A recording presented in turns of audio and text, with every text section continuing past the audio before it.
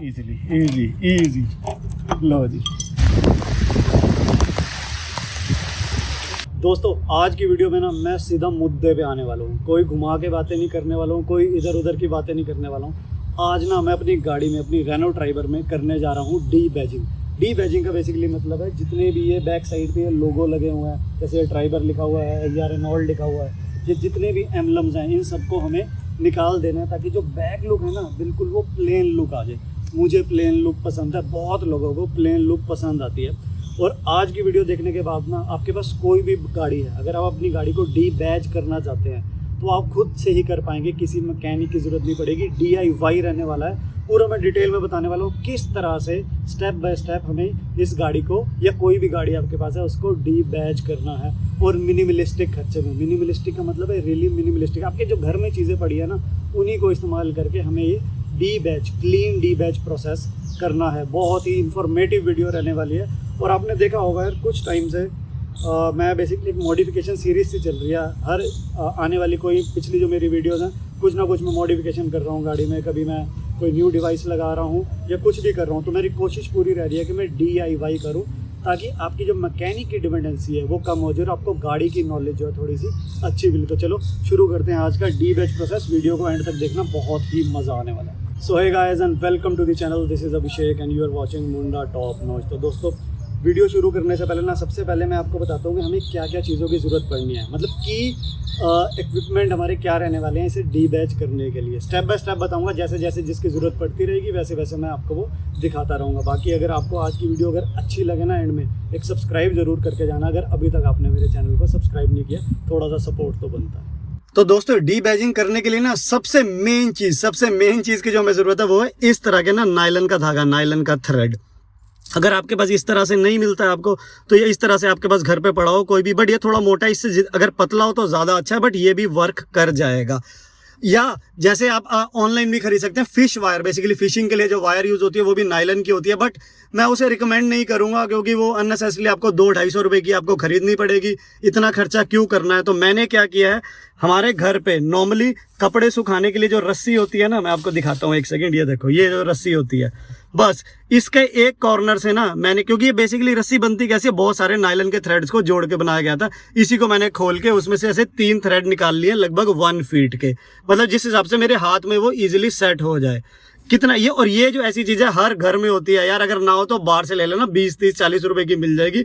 उसमें से 1 फीट का इस तरह से थ्रेड निकाल लेना। मैंने 3 थ्रेड निकाल लिए हैं, बस अब इसी को ही हमें मेनली यूज़ करना है। बट बेसिकली आइडिया ये है कि हमारे पास एक ऐसा थ्रेड होना चाहिए जो कि मजबूत है। तो चलो स्टार्ट करते हैं अपना D badging process.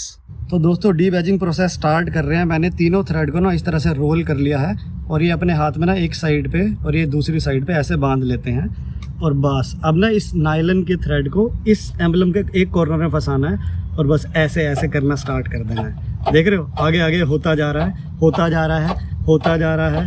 Half done हो चुका है। बस करते रहो आराम आराम से। और बाई चांस अगर आपका थ्रेड टूट भी जाता है ना तो कोई बात नहीं, दूसरा थ्रेड ले लेंगे हम। ऑलमोस्ट डन है, ऑलमोस्ट डन। धीरे धीरे धीरे धीरे धीरे धीरे, पेशेंस की गेम है बस ये। करते रहो करते रहो करते रहो करते रहो करते रहो। अब यही दूसरी साइड से शुरू कर देते हैं। देख रहे हो, ऑलमोस्ट ये हमारा निकलने के कगार पे हो गया है और दिस इज डन। इसको अभी हम बाद में रिमूव करेंगे, जो ग्लू चिपकी हुई रह गई है इसको भी निकालना बहुत आसान है। वैसे तो आप हाथ से भी कर सकते हैं, बट उसको भी मैं अभी आपको करके दिखाने वाला हूँ। तो हमारे ड्राइवर का जो टी जो है वो निकल गया है। अब बारी है RIBER। और अब मैं काम करूँगा, अभी तक मैंने आपको येलो नायलन वायर से दिखाया था, अब मैं जो मोटी सी ये जो थ्रेड दिखाया था अब इससे भी करके दिखाऊंगा, क्योंकि अगर आपके पास घर पे ये है तो आप इसको भी इजीली यूज़ कर सकते हैं। तो इस टी को रखता हूँ मैं साइड में, पॉकेट में डाल लेता हूँ और अब इस R को निकालने की ट्राई करते हैं। सेम प्रोसेस है, किसी तरह से अंदर फंसा दिया, बस देख रहे हो, करते जाओ, ऊपर नीचे ऊपर नीचे ऊपर नीचे ऊपर नीचे। इनफैक्ट इस थ्रेड से तो और भी जल्दी हो गया और ये हमारा निकल आया। R is also out. बस अब इसी तरह से ही ये बाकी एम्बलम भी निकालते हैं। जल्दी जल्दी जल्दी, देख रहे हो कितनी जल्दी आई भी आउट हो गया।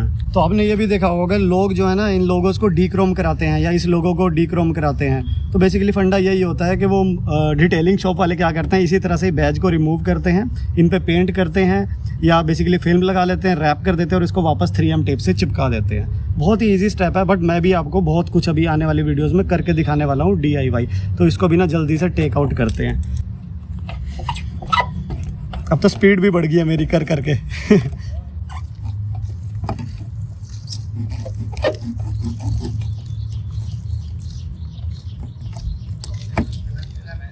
अब आपको ना एक छोटी सी टिप दे रहा हूँ। टिप वो ये है कि अगर आपको बाद में कभी ये वापस एम्बलम लगाने पड़ते हैं तो सिंपल सा फंडा पे काम करो।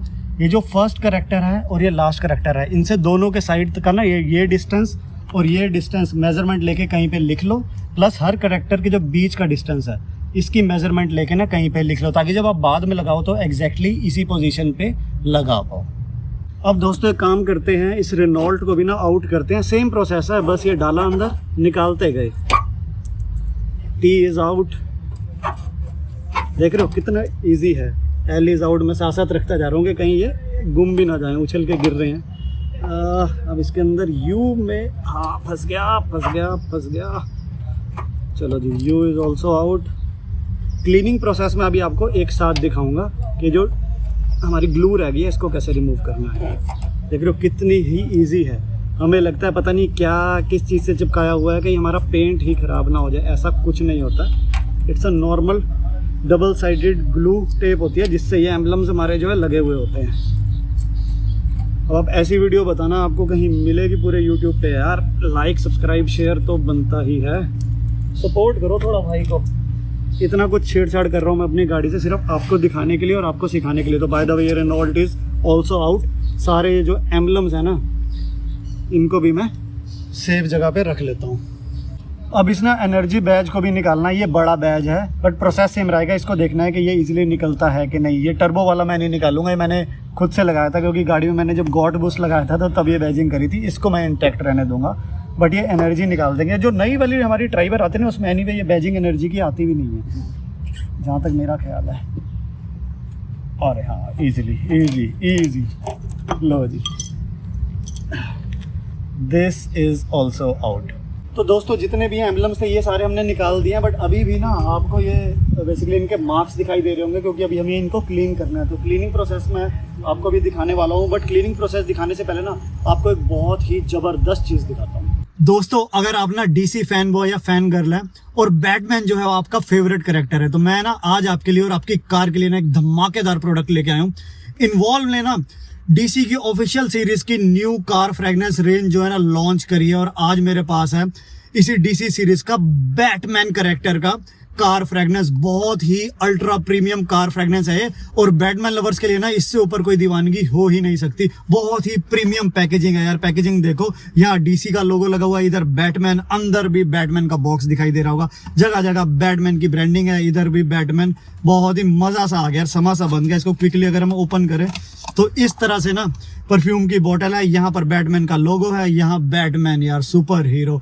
सच बता रहा हूँ, दोबारा बोल रहा हूँ, अगर बैटमैन लवर आप है ना तो ये प्रोडक्ट आपकी गाड़ी में होना ही चाहिए। और कार फ्रेगनेंस अल्ट्रा प्रीमियम है। इसको आप अपने डैशबोर्ड पे लगाएं या कहीं कोई भी बोतल होल्डर में रख ले। 3M टेप भी साथ ही इसके मिलती है। तो बैटमैन लवर्स अगर आप इस फ्रेगनेंस को खरीदना चाहते हैं तो इन्वॉल्व की ऑफिशियल वेबसाइट पे जाएं और मेरे व्यूवर्स के लिए ना स्पेशल डिस्काउंट है। स्पेशल कूपन कोड मैं इस वीडियो की डिस्क्रिप्शन और पिन कमेंट में छोड़ दूंगा। 10% का आपको ऑफ भी मिल जाएगा। दोबारा बोल रहा हूँ, DC लवर्स और बैटमैन लवर्स के लिए ये अपॉर्चुनिटी दोबारा नहीं आएगी। लिमिटेड सीरीज है, ग्रैब इट नाउ। तो दोस्तों क्लीनिंग करने के लिए ना मैं यूज कर रहा हूँ इस तरह से प्लास्टिक का टूल। बेसिकली जब मैंने अपनी गाड़ी में डैश कैम लगाया था तो उसके साथ ये ट्रिम टूल आया था, मैं उसको यूज कर रहा हूँ। बट इसकी जगह कोई भी प्लास्टिक का नुकीला नहीं होना चाहिए, या इनफैक्ट अपने नेल्स को भी यूज कर सकते हैं स्टेप 1 के लिए, जिसके लिए बेसिकली हमें ये जो ऊपर मोटा ये जो ग्लू लगी हुई है ना इसको हमें हाथ से ही रिमूव कर देना है। बट ये जो इस तरह का अगर आपके पास कुछ भी प्लास्टिक का पार्ट है या कोई यार एक्सपायर्ड क्रेडिट कार्ड टाइप चीज़ है उसको भी यूज़ कर सकते हैं। तो देख रहे हो कितना इजीली इससे ये रिमूव हो रहा है। मतलब बेसिकली मोटा ना ये हमें निकाल देना है। फिर उसके बाद ये इस तरह से इसको फेंकते जाओ। बहुत ज़्यादा इसको रब नहीं करना, हमें ये मेक श्योर करना है कि बहुत ज़्यादा ना पेंट पे प्रेशर ना आए। हालांकि प्लास्टिक है, कुछ फ़र्क नहीं पड़ेगा, but still precaution is always better. तो इसी तरह से ये देख रहे हो। तो मैं काम करता हूँ, क्विकली ना सारे कर लेता हूँ, फिर आपसे मिलता हूँ। तो दोस्तों मोटा मोटा जो ग्लू थी वो हमने निकाल दिया है। बाकी यार क्लीन करते करते ना बारिश इतनी तेज़ होगी, थोड़ी देर तो मुझे अंदर ही बैठना पड़ा। तो बस अब हमें क्या करना है, इस तरह से ना कोई भी एक कॉटन का या माइक्रोफाइबर क्लॉथ ले लो, उसमें ये जो हैंड सैनिटाइज़र है, अभी मैं कोविड टाइम से मेरे पास पड़ा हुआ है, कोई भी आपके पास हैंड सैनिटाइज़र है या कोई भी सॉल्वेंट है, बहुत ज़्यादा स्ट्रॉन्ग नहीं होना चाहिए अल्कोहल में, मतलब नॉर्मल हैंड सैनिटाइज़र भी चलेगा, नॉर्मल हैंड सैनिटाइज़र है। इससे ना कपड़े को कर लो गीला, जैसे मैंने इस पर पूरा सैनिटाइज़र डाल दिया। बस अब थोड़ा सा प्रेशर लगा के यहाँ पर रब करना स्टार्ट कर दो। ये देखो निकलना स्टार्ट भी हो गया ये।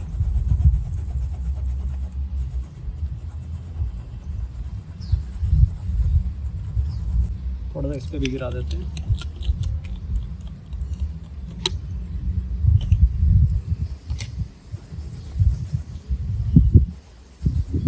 थोड़ा सा प्रेशर जरूर यूज़ होगा इसमें।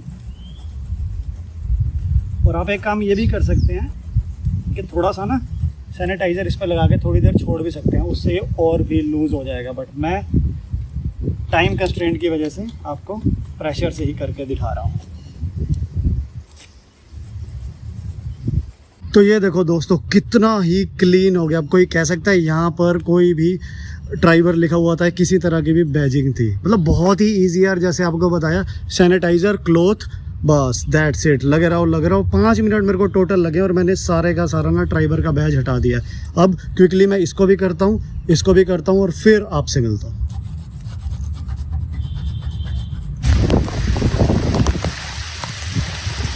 तो दोस्तों this is the final look. अब बताओ यार, हुआ है ना बिल्कुल प्रोफेशनल डी बैजिंग, कहीं भी आपको मार्क दिखाई नहीं दे रहा होगा।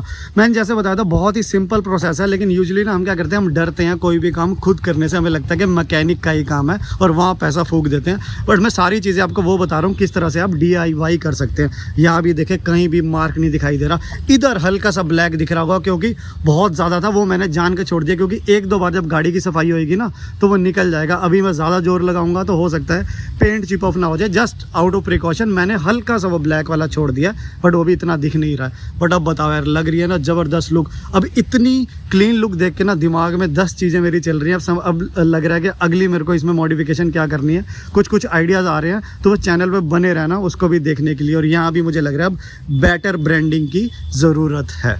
तो दोस्तों कैसी लगी आज की मॉडिफिकेशन? पूरा प्रोसेस आपको समझ आया कि नहीं आया? सच बताना, मुझे कमेंट करके बताना कि ओवरऑल आपको ये होल प्रोसेस और ये लुक कैसी लग रही है। मतलब मेरे हिसाब से जिन को प्लेन लुक पसंद है उनको ज़रूर अच्छी लगेगी, बट मुझे कमेंट करके ज़रूर बताना। और अपने ना कुछ आइडियाज़ भी देना यार कमेंट में कि मुझे अब अगला क्या करना चाहिए, क्योंकि यार आपके कमेंट से ना मुझे बहुत ज़्यादा मोटिवेशन मिलती है और प्रेरणा मिलती है कि अगली वीडियो के लिए कि मुझे करना क्या है। तो चलो अब मैं आपको मिलूंगा अगली वीडियो में कुछ नए धमाकेदार कंटेंट के साथ। तो चलो गाइस, जय हिंद, जय भारत। सब्सक्राइब कर लो।